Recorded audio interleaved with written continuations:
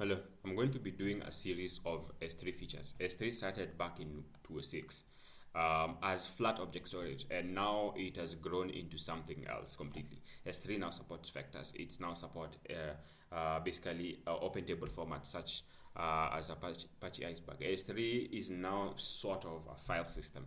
Yeah.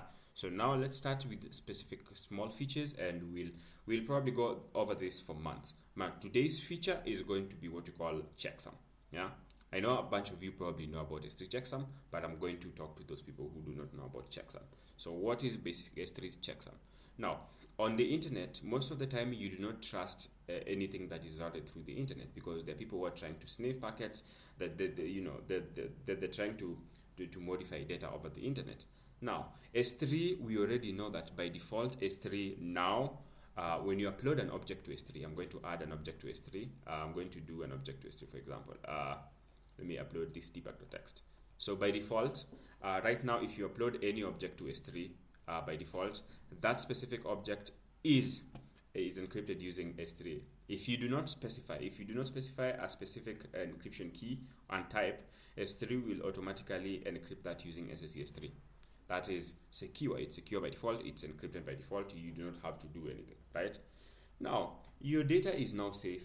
There's a whole bunch of things that go on behind end to end to make sure your object is safe within S3.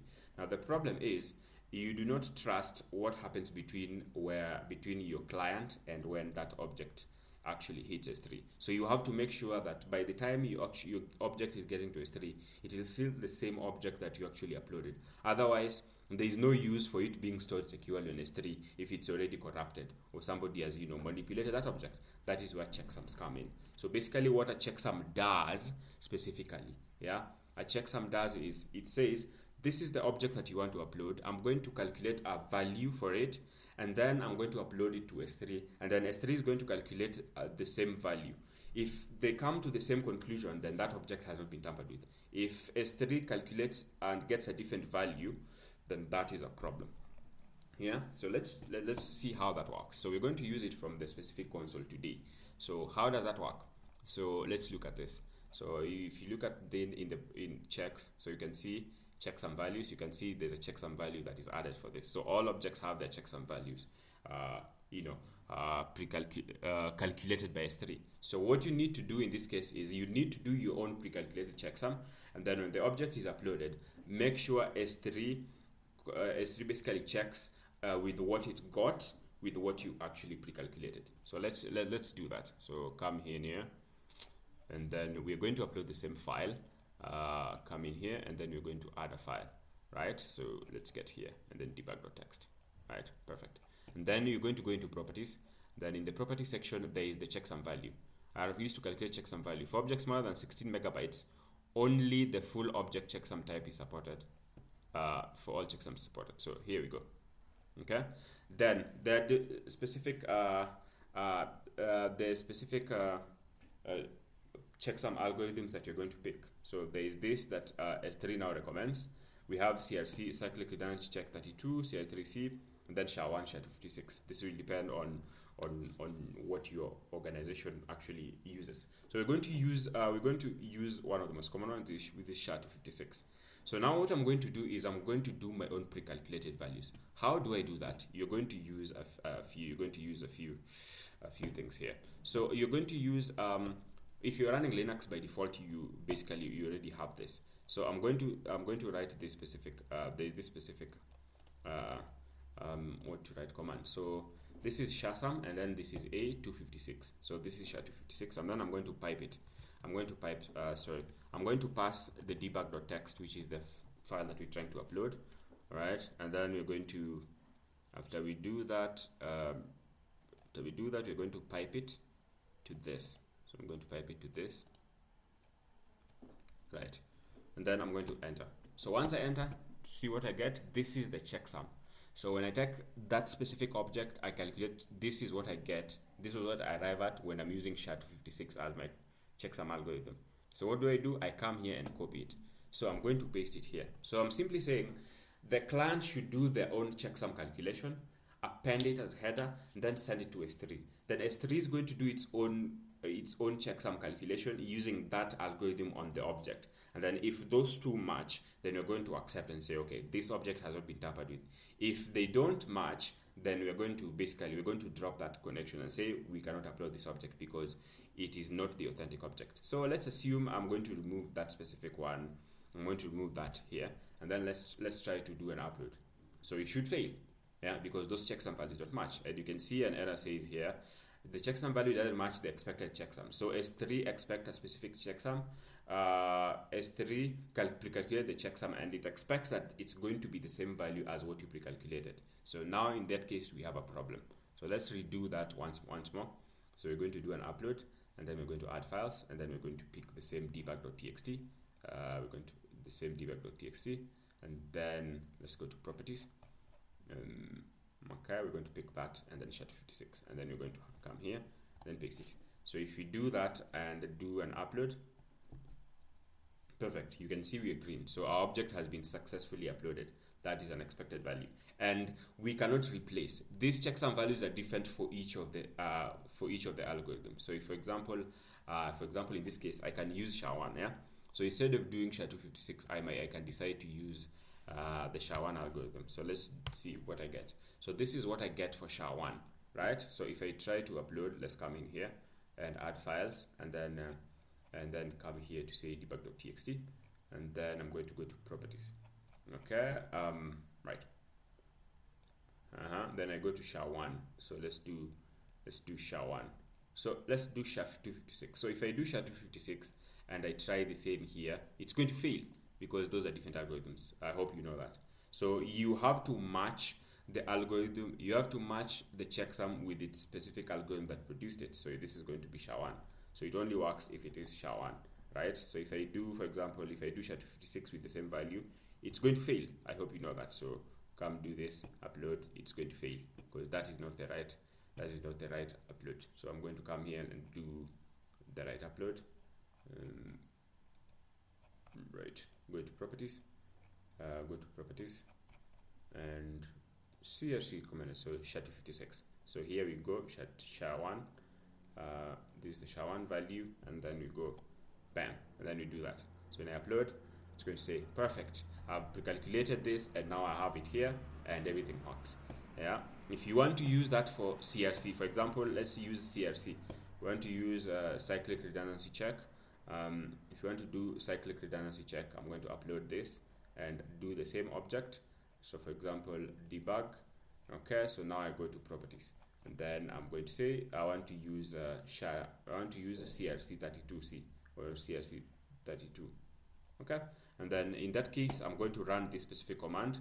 Now I'm going to leave this in the description so that you can use this specific command. So I'm going to come here and say. I'm going to come here and say, sorry. So I'm going to come here and say, so in this particular case, I'm going to pass this, and I'm going to basically debug.text. So I'm going to pass checksum, then boom. So now what do I get? So this is for CRC32. So base 64 checksum, pass checksum, bam, base 64. So you come in here, copy. So CRC32, if I do that and update and then upload, I did not get. So let's see, did I use the right? Oh, this is for CRC32C. Sorry about that. So like we said, you have to get the right checksum algorithm before you actually do upload. So I'm going to come here and then debug, and then I'm going to properties.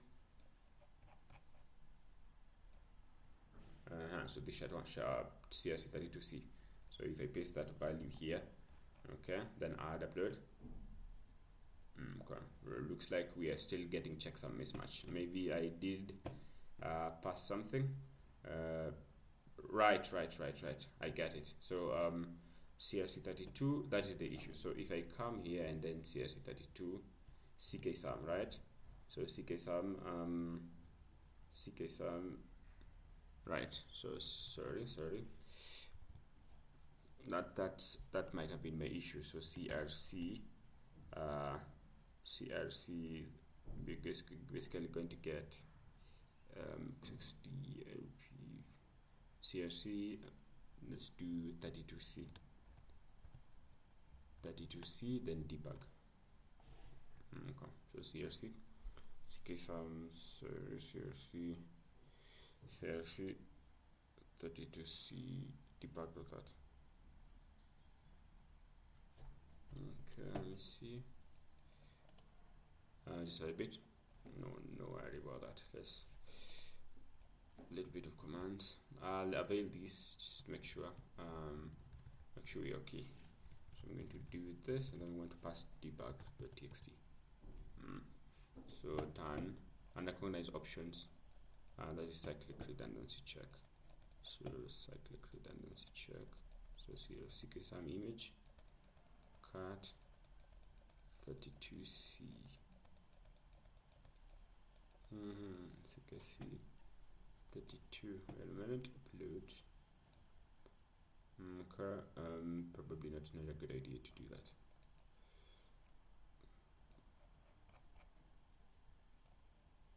Shadow 56. So CRC2 32. So what did I get when I did CRC2 shasum? So checksum debug that. Checksum debug.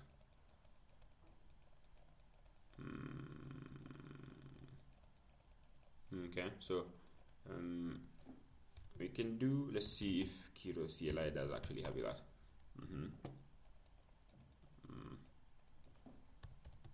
Next command to generate CRC32 checksum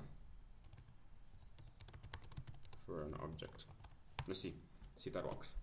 LLMs, so binary. So okay, so this is bash. So let's try that. So we're going to do checksum. We're going to do checksum file.txt. Let's see. I'm going to do quit. Okay, so let's paste that checksum, and we're going to pass algorithm is that, and then we're going to pass file.txt. We're going to pass debug.txt file. Looks like invalid algorithm is CRC32. So valid arguments are that. Looks like this one lied to us. It's always the reason why you need to always reconfirm everything. Anyway, doesn't really matter. I'll basically send the right commands in the description, but you do get where we're going with this. Now, obviously, you see this is not a very scalable method, because like, what do you mean? If I want to upload every 1,000 objects, do I have to keep on doing this? Well, that's because we are working with the specific console. Yeah. Obviously, if you go into production work, we're not going to upload objects like this. This is just a way to show you how things work, right? So for example, so if you look at upload objects, it's basically S3 put object. So if you do S3 put object, that is this put object APIs. So S3 APIs. Yeah. So if you look at put object API, this is a request syntax. This is the sample of how an S3 put object syntax works. So number one, we do a put, then the key. The key is basically the name of that specific object and its path. Yeah. So for example, if I do, this is, for example, this being an object, let's see, leave. This is what a key is in an object, in an S3 object. So this is the key. So everything that after the bucket name is its key. So this is the first, we're going to call it folder in this particular case, because, you know, S3 is flat, but we call it a folder. So ZH that and then debug. So this is the S3 key. Yeah. So we're going to pass that key. So put key. So host is S3, obviously. So usually s3.amazon.com, usually this is regional. So usually most of the time it's regional. For example, if I do, if you do anything like AWS S3 ls and then you do debug, you run debug in that particular case. Yeah. So if you do run particular case and then you come to this specific part where you can see, wait a minute. So you usually see host is S3 UST1, depending on where you actually are, right? S3 where you are. Let's try AWS config. Let's see cd.aws, right? Then cat config. So right, that is what we actually have. So then cat config. AWS configure. Let's do use this one. Let's see US West 2. Perfect. So if I do the same, let's do debug and let's run that and compare if the host. So we talk about S3 being more regional. We mostly expect that if you're sending requests, you send it to your regional endpoints and not, yes, so you can see US West 2, so the host. So usually this is a regional endpoint, and then you're going to ACL. So the specific request syntax include this, but those, they don't have to be there. So there are specific ones that are required that are must. So in a put object request, the most important ones obviously is the put, and then the key and the host. Those are the ones that are must. The rest are not required. The rest are not required. You use them if you want to. So URL, so this is the bucket name which is required, that is a must. And then we have, so required is yes. So in the documentation you will always see required yes. It means that has to be there. You must specify that. Then you have things like cache control, can be used to specify caching behavior along the reply chain and stuff like that. So the one thing that we're looking for is now in this particular case is we're looking for checksum. Yeah, checksum, right? So we already have those, the supported checksum, right? So yeah, so these are specific checksums that are supported, right? So checksum, this header can be used as data integrity check. So we pass those as headers. Yeah, when you're making the request, pass them as headers. S3 will calculate their own checksum and then strips that header and then compares your checksum and say, hey, is this true? Okay, basically, yeah. So this header can be used as data integrity check to verify that the data received is the same data that was originally sent. This header specifies the base 64 encoded 32-bit CRC32, C checking object integrity. So all these, the checksum is passed, and then we say, okay, you're good, perfect. This object has not been tampered with, and we are perfectly fine. Yeah, so that is how you specify it in your REST APIs, right? So these are handled with AWS SDK. AWS SDK, you can do, for example, put object, right? So SDK is put, AWS S3 put object, S3 put object, AWS CLI. Yeah, those you can also put object in AWS CLI. Yeah, so you have this checksum. Where is checksum? ABCD checksum. So checksum MD5, SHA-256, SHA-512. You have all of them checksum here. You can pass all those specifically here. So in your SDKs, any SDK that you're using, and that is basically one of the things that you need checksum. Yeah. So in your SDK, in your client SDK, let's say Java, AWS SDK for Java, you specify that for any upload that is done to S3, make sure we are pre-calculating our checksum at the client level, and then we are going to make sure, okay, when that object gets to S3, it compares the pre-calculated checksum versus the one that S3 generated and say, okay, is this object true? Perfect. Then now we can save the object and your data is safe. That's enough for today for checksum. We'll come with other features too the next time I make a video. Otherwise, cheers guys. You have a nice day.